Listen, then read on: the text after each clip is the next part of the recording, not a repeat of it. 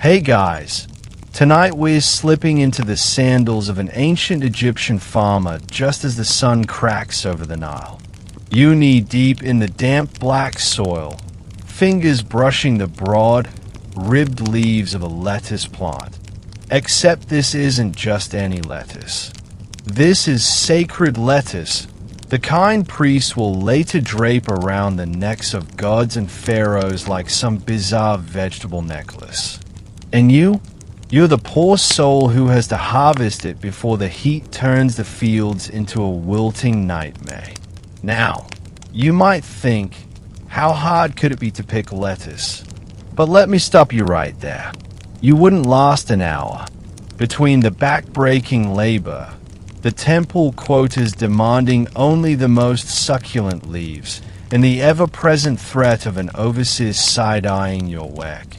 Yeah, you'd crumble faster than a sun-dried papyrus scroll. So, before you get comfortable, take a moment to like the video and subscribe. But only if you genuinely enjoy what I do here. And hey, drop a comment with where you're listening from and what time it is. Nothing like a global sleepover to make history feel cozy. Now, dim the lights, maybe turn on a fan for that soft background hum, and let's ease into tonight's journey together. The air is thick with the smell of wet earth and the distant, musky scent of the Nile. You wipe sweat from your brow. Already, even at dawn, the heat is creeping in. Around you, workers move in slow, practiced rhythms, their sickles flashing as they slice through the stalks. Lettuce in ancient Egypt isn't the crisp, iceberg variety you'd toss in a modern salad. No, these plants are tall, spindly things, oozing a milky sap when cut. And that sap, that's the whole point. Priests claim it resembles the, divine fluids of Minute, the god of fertility, a deity who's basically the ancient equivalent of a hypersex god and gnome. Historians still argue whether the connection was symbolic or if Egyptians just had a very literal imagination. Either way, by the time these leaves make it to the temple, they'll be draped over statues, piled in offerings, and yes, even fashioned into jewelry for the elite. You kneel to inspect a particularly lush plant. Its leaves cool under your fingers. A fellow worker nudges you and mutters, "Don't bruise the stems. The priests want the sap fresh." You sigh. Of course they do. Meanwhile, in the distance, a temple scribe squints at a ledger, tallying your harvest. Missing the quota means extra labor. Always a demotion to something truly grim, like mummification workshop cleanup. Ever smell the vat of natron-soaked organs? Exactly. But for now, the rhythm of the sickle soothes you. Slice, bundle, toss. The sun climbs higher, and the lettuce leaves glisten under its glare. Somewhere downstream, a priest is already waiting, ready to turn your hard work into something holy. And you just hope they remember to water the damn things before they wilt. Hey guys, tonight we're slipping into the sandals of an ancient Egyptian farmer just as the sun cracks over the Nile. You knee deep in the damp black soil, fingers brushing the broad, ribbed leaves of a lettuce plant. Except this isn't just any lettuce. This is sacred lettuce, the kind priests will later drape around the necks of gods and pharaohs like some bizarre vegetable necklace. And you're the poor soul who has to harvest it before the heat turns the fields into a wilting nightmare. Now, you might think, how hard could it be to pick lettuce? But let me stop you right there. You wouldn't last an hour.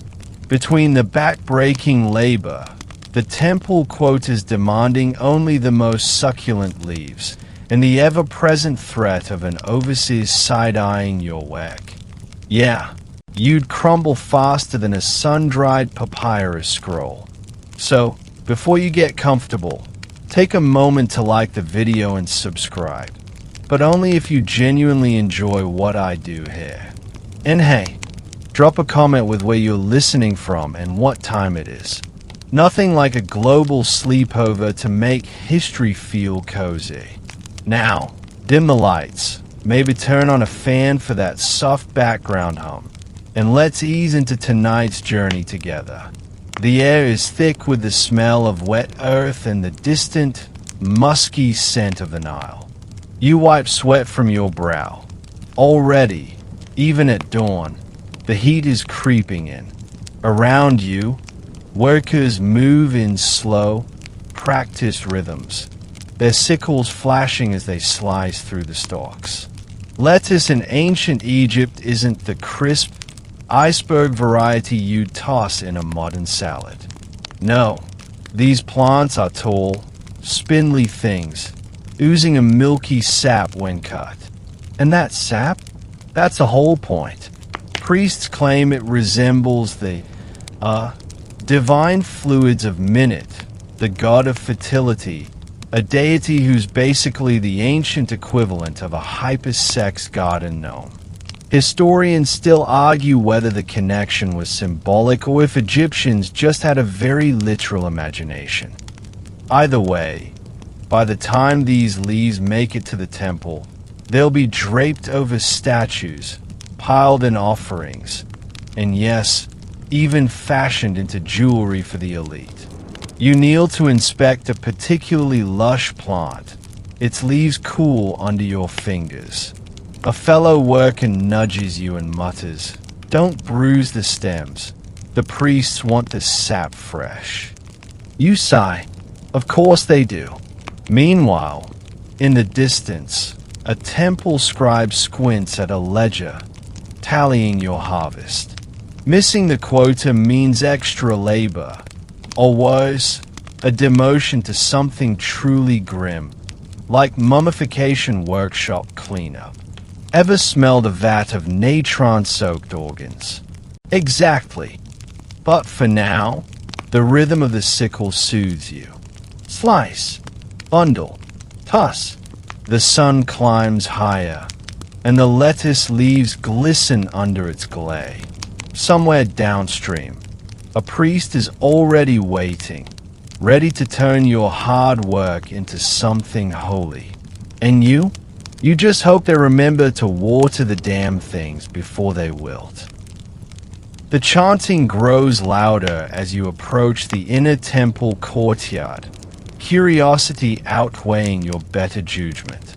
Peering around a sandstone column, you finally get a proper look at him.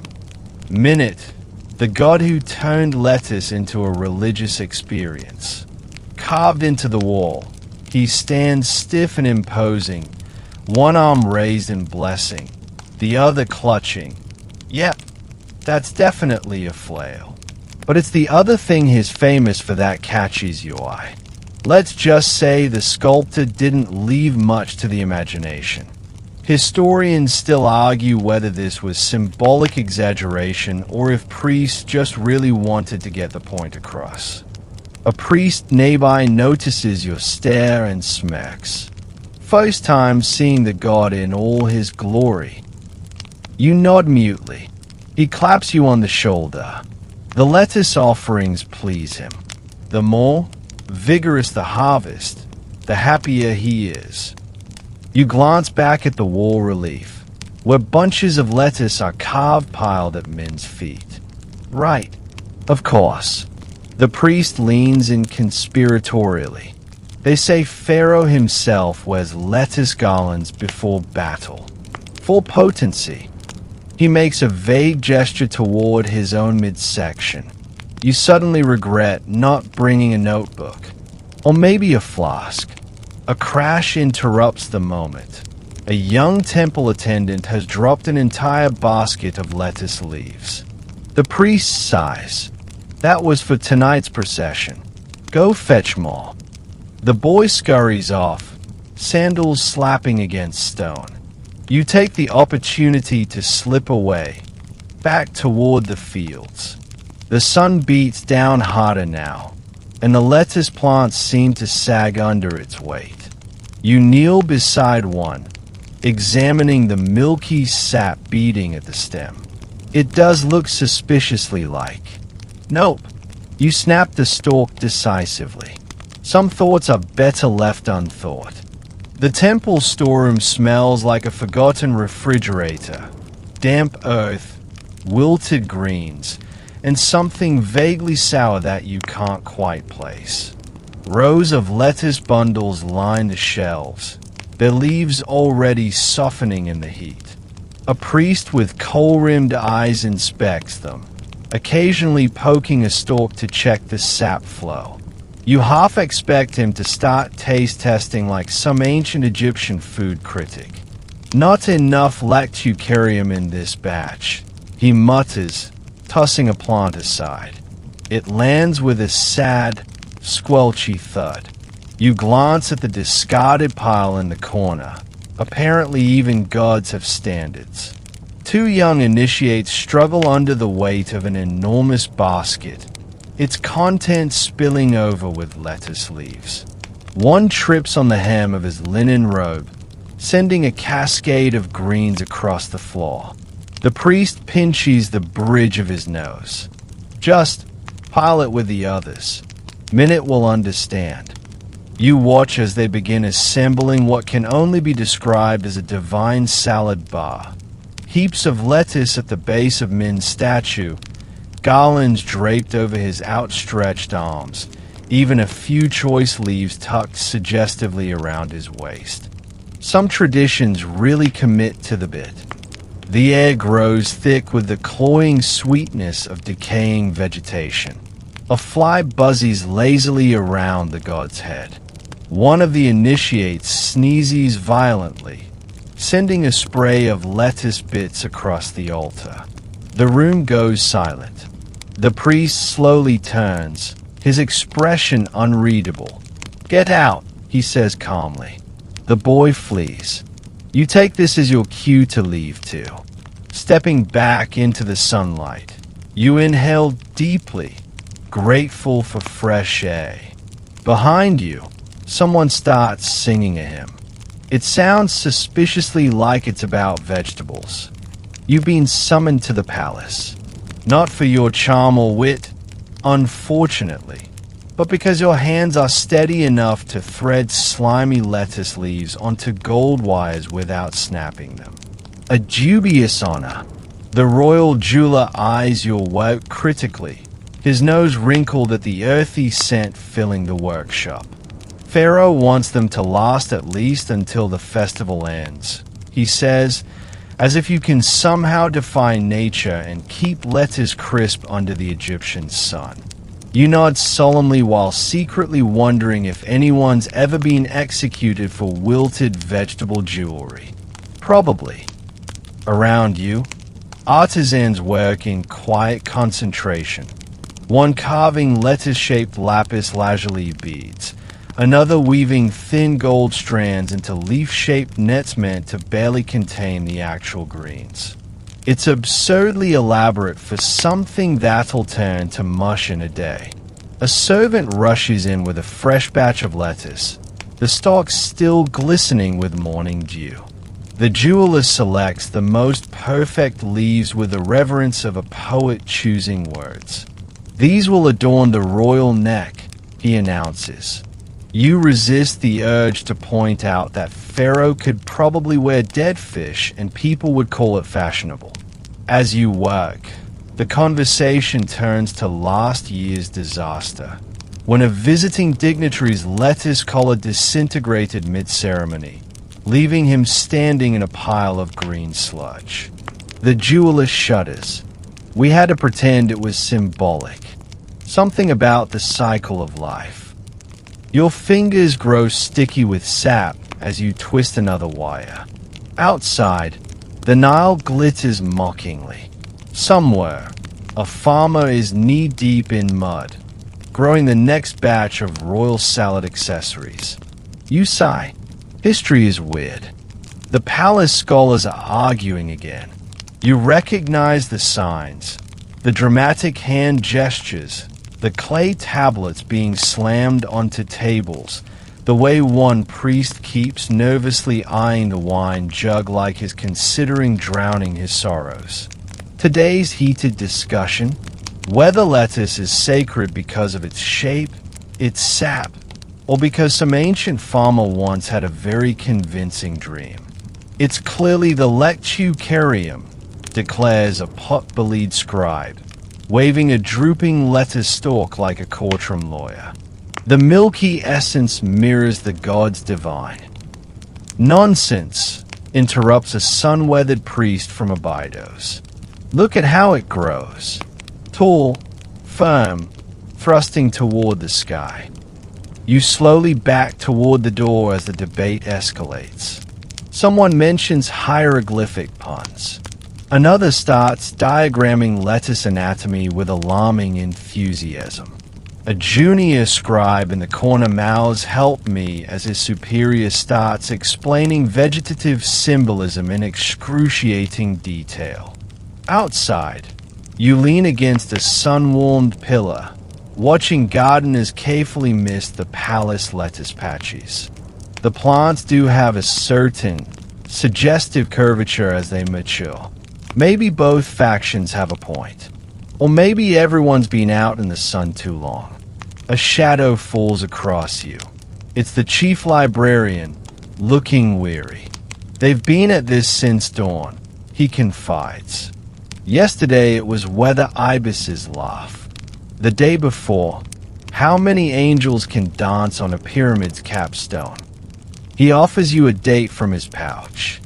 The trick is to nod and back away slowly. As you chew, a new theory floats through the window. What if the lettuce is men's hair? The librarian closes his eyes. I'm going to go live with the Nubians. The market inspector glares at your basket of lettuce like it's personally offended him. 2 deben of copper. For this. He pokes a leaf, his lip curling as sap sticks to his finger. You resist the urge to remind him that he's the one who demanded temple-grade greens for his daughter's wedding garlands. Across the stall, a merchant weighs gold rings against Emma wheat, transactions brisk and efficient. Meanwhile, you're stuck haggling over vegetable hydration levels like some sort of agrarian accountant. The stems are still firm, you insist, knowing full well they'll be limp by noon. A commotion erupts at the next stall. A Memphis merchant is refusing to part with his Syrian lapis lazuli for anything less than 15 lettuce bundles. Not just any lettuce, he barks. Heliopolis grown, second harvest, blessed by the high priest. The buyer groans. You make a mental note to bribe a temple gardener for next season's cuttings. The inspector finally relents, tossing you 3 copper coils stained with verdigris, only because the vizier's wife prefers the taste. You blink. Paste. He waves you off. Sacred salad, or some nonsense.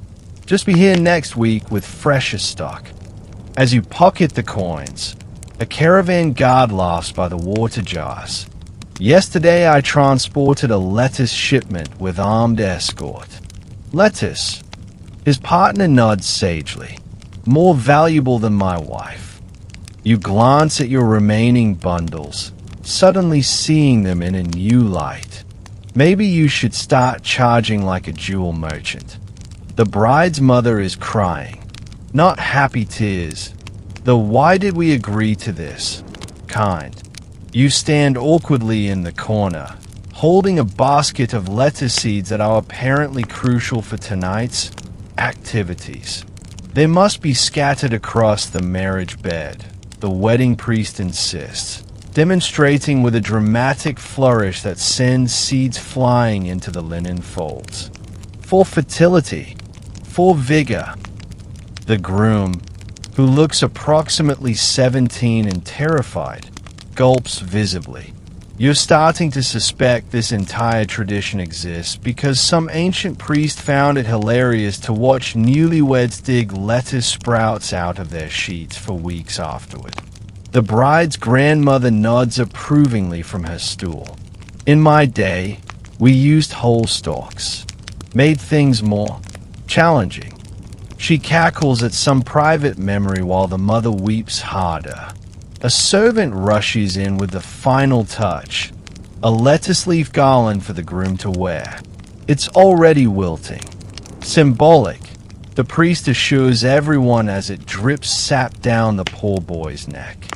Like the, cyclical nature of love. As you slip out, you hear the grandmother offering advice. Just wait until they bury you with the seeds too. Eternal fertility.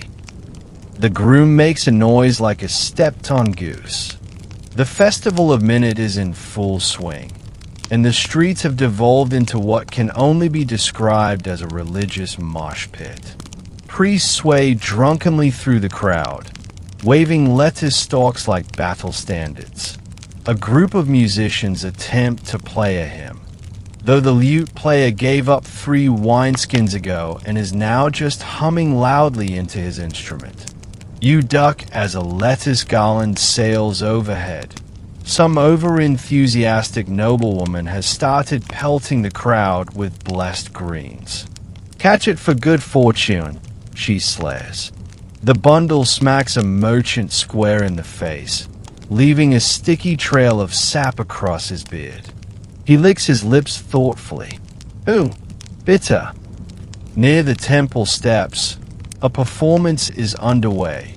Actors reenact men's great deeds with exaggerated hip thrusts and strategically placed lettuce props. An elderly priest nods along, tears in his eyes. Just like in my youth, he sniffles, while the high priest facepalms behind him. You spot a cluster of Nubian diplomats watching the spectacle with expressions of horrified fascination. One turns to his companion, and they call us uncivilized.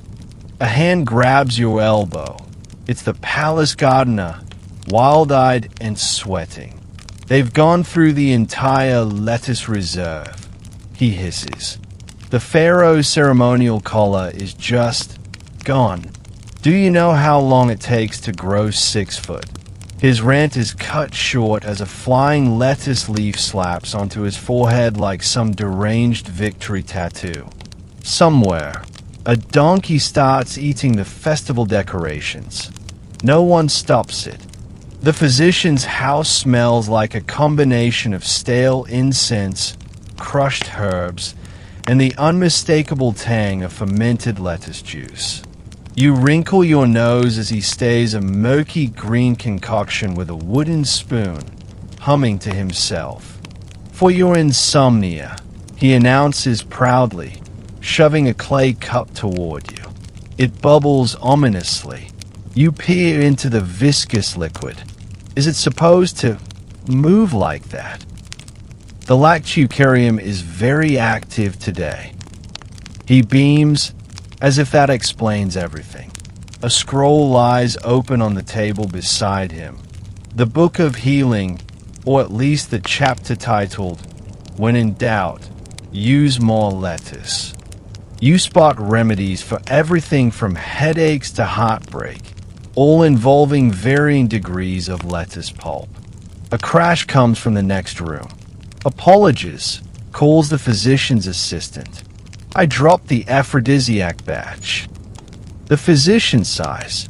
That's the 3rd time this week. You take an experimental sip. It tastes like someone liquefied a garden and then left it in the sun. How long until it works? You ask, already feeling your stomach stage a protest. Oh, anywhere between 1 hour and 3 days, he says cheerfully. Side effects may include vivid dreams, excessive salivation, or temporary blindness, but excellent night's sleep. Across the room, a cat laps at a spilled puddle of the stuff. Within minutes, it's sprawled belly up, snoring. Well, that's one testimonial. The royal artisan glaze at the pile of lettuce leaves before him like they've personally insulted his ancestors.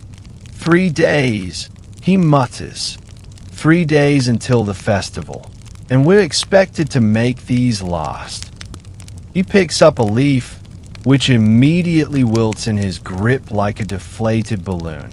You've been drafted into the Preservation Corps, a fancy title for people who desperately try to stop vegetables from turning to sludge. The methods are creative. A young apprentice rushes in with a bucket of Nile mud. The salt mixture failed, he announces. The artisan groans. Fine, we do it the old way. What follows is something between a science experiment and a toddler's art project. Leaves are carefully coated in thick mud paste, then layered with linen strips dipped in resin. The result looks less like jewelry and more like something you'd find fossilized in a swamp.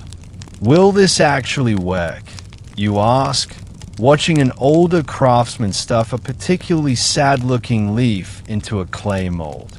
The artisan shrugs. Last year, we buried some in sand for a week. When we dug them up, they were technically intact. He pauses, also mildly poisonous. So we're trying something new. Across the room, someone sneezes violently, sending a dried lettuce flake drifting onto a half-finished necklace. No one mentions it. The tomb painter's hand hesitates as he adds the final hieroglyphs to the chamber wall. You lean closer to read the warning. He who steals the lettuce of the dead shall know eternal wiltedness. The artist catches your skeptical look. What? It's poetic justice, he says, dipping his brush back into ochre paint. Last season, someone looted a noble's funerary garden, left nothing but radishes. He shudders at the memory. You study the accompanying illustration. A miserable-looking spirit clutching his throat while ghostly lettuce plants mock him from the afterlife. It's oddly specific vengeance. Is this actually in the Book of the Dead? Not officially, admits the painter, adding decorative mold spots to the cursed lettuce for effect. But tomb robbers are a superstitious lot. Last month one screamed for hours because he thought a garlic braid was haunting him. A priest passes by, inspecting their work. He nods approvingly at the threat. Good. Now add that his KA will forever crave salads but never digest them. As you leave, you hear the painter muttering to himself, and may his dressing always pool at the bottom of the bowl. Truly, the most creative damnation. The general inspects the troops with a critical eye, pausing when he reaches you.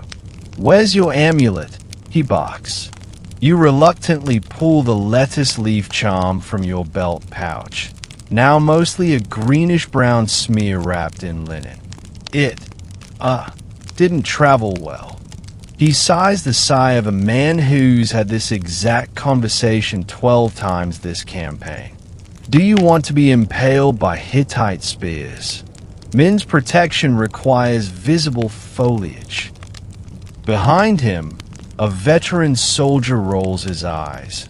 His own lettuce amulet is carefully pinned outside his armor where it can absorb maximum divine energy, and more importantly, where the general can see it.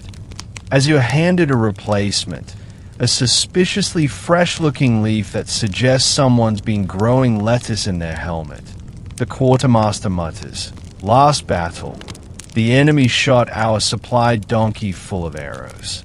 Know what lived? The damn lettuce seedlings in its saddlebags." He spits. Coincidence? You tell me. That night in camp, you notice the cooks mixing chopped lettuce into the soldiers' rations. For courage, one explains, staring at dubious-looking stew. A nearby recruit pushes his portion around his bowl. I'd rather face the Hittites than this. The Greek merchant can't stop staring. Let me understand this, he says, poking at the lettuce garland around your neck like it might bite him. You people wear salad as jewelry. His companions snicker into their wine. You adjust the wilting leaves, acutely aware of sap trickling down your collarbone. It's sacred, represents men's divine. Divine what exactly? Interrupts a Libyan trader, grinning. He makes a crude gesture with two fingers. The entire dockside erupts in laughter. You're saved from further humiliation when a temple official strides over, his own lettuce headdress impeccably fresh. Mock if you will, he says coolly, but our fields flourish while yours wither. He plucks a perfect leaf from his crown and eats it slowly, maintaining eye contact. The Greeks fall silent. Later, you spot the Libyan surreptitiously tucking a lettuce cutting into his satchel. For research, he mumbles. The market inspector glares at your basket of lettuce like it's personally offended him. 2 deben of copper. For this. He pokes a leaf, his lip curling as sap sticks to his finger. You resist the urge to remind him that he's the one who demanded temple-grade greens for his daughter's wedding garlands. Across the stall, a merchant weighs gold rings against Emma wheat. Transactions brisk and efficient. Meanwhile, you're stuck haggling over vegetable hydration levels like some sort of agrarian accountant. The stems are still firm, you insist, knowing full well they'll be limp by noon. A commotion erupts at the next stall. A Memphis merchant is refusing to part with his Syrian lapis lazuli for anything less than 15 lettuce bundles. Not just any lettuce, he barks. Heliopolis grown, second harvest, blessed by the high priest. The buyer groans. You make a mental note to bribe a temple gardener for next season's cuttings. The inspector finally relents, tossing you 3 copper coils stained with verdigris, only because the vizier's wife prefers the taste. You blink. Haste! He waves you off. Sacred salad, or some nonsense. Just be here next week with fresher stock. As you pocket the coins, a caravan guard laughs by the water jars. Yesterday I transported a lettuce shipment with armed escort. Lettuce. His partner nods sagely. More valuable than my wife. You glance at your remaining bundles, suddenly seeing them in a new light. Maybe you should start charging like a jewel merchant. The embalmer pauses mid-incantation, squinting at the funerary wreath in his hands. These leaves are too fresh, he mutters. The dead prefer theirs seasoned. With deliberate ceremony, he places the garland in the sun for precisely 3 hours before draping it around the mummy's neck. You watch as priests pack lettuce seeds into tiny faience jars, provisions for the field of reeds inscribed on each. 1 jar cracks, spilling seeds across the stone floor. The high priest doesn't even look up from his scroll, just sweep them into the sarcophagus. Osiris isn't picky about presentation. A debate erupts when someone notices the deceased's funerary papyrus depicts him harvesting grain, not lettuce. Heretical, whispers an apprentice. The embalmer shrugs. More like bad planning. Now we'll have to paint some lettuce in the margins. Later, as they lower the mummy into its tomb, you overhear the workers placing bets on how long until the seeds sprout in the dark. 3 generations, says one. I say never. The gods hate gardening. The royal decree arrives on a scorching afternoon. carried by a scribe who looks like he'd rather be anywhere else. By order of Pharaoh, he reads, voice monotone, "Lettuce jewelry is hereby declared." He squints at the papyrus. Undignified, excessively moist, a public nuisance. The crowd of artisans and farmers erupts in outrage. You turn to the palace gardener, who's gone pale. But we just planted 6 new beds for the harvest festival. Behind him, a priest dramatically collapses to his knees, clutching a wilted lettuce stalk to his chest like a fallen comrade. For 3 glorious weeks, Egypt experiences something unprecedented. Salad-free state functions. The nobility wear proper gold collars. Temple walls get repainted without a single vegetable in sight. Then, during the next minute festival, disaster strikes. The ceremonial procession falters when the god's statue miraculously tips over. Later, a god will admit the bearers were testing a theory about divine displeasure. The repeal decree appears before dawn. By noon, farmers are frantically replanting. The high priest surveys the chaos from his shaded balcony and murmurs, "Let this be a lesson. Never come between a god and his garnish." The guild master eyes your latest creation, a lettuce leaf painstakingly coated in gold foil so thin it trembles like real foliage in the breeze. He says, turning it over. Is the veining accurate? You resist the urge to snap that yes. You spent 3 weeks studying actual lettuce under a magnifying lens made of polished quartz. And no, the god minute probably won't notice if one vein branches slightly left instead of right. Instead, you nod meekly. Around the workshop, the elite of Egyptian craftsmanship toil in quiet desperation. One man carves lettuce stalks from cedarwood, each ridge perfect enough to fool a priest at arm's length. Another suspends delicate green faience leaves on golden wires, creating a collar that chimes like wind through a garden. These pieces will adorn royalty and statues, the kind of work that earns you either a villa or a flogging if the sap details aren't convincing. The guildmaster finally sets your piece down. Acceptable, he declares, then adds the dreaded caveat, for a provincial temple. As you slump at your workbench, the apprentice next to you whispers, "Last month he rejected a piece for insufficient crispness. It was made of stone. The Nile's flood was weak this year.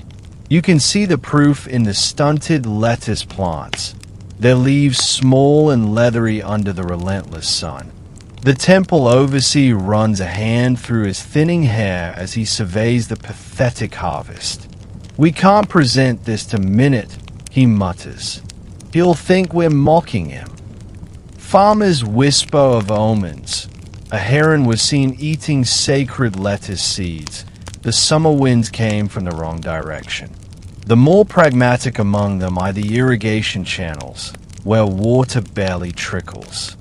"We'll have to use the emergency reserves," says the head gardener, referring to the dried lettuce leaves stored in honey pots for lean years.